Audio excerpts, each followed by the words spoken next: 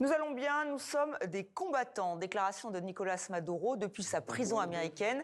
Des propos rapportés par son fils lors de ce point presse.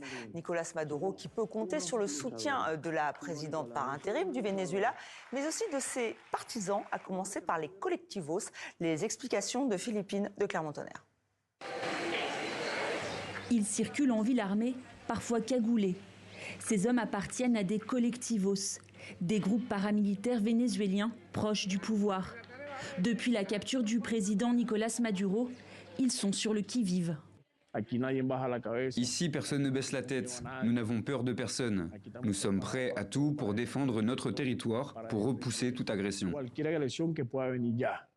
Une semaine après l'opération américaine au cœur de Caracas, pour ces miliciens, de nombreuses questions restent encore sans réponse.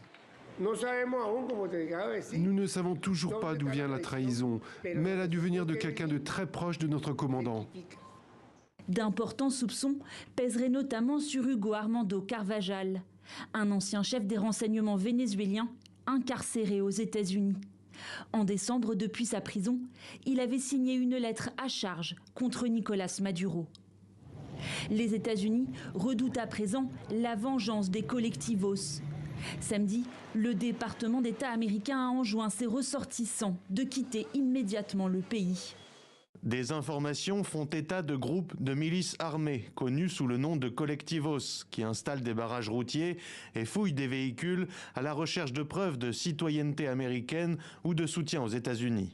Des accusations balayées par le ministère des Affaires étrangères vénézuélien. Mais la situation demeure volatile.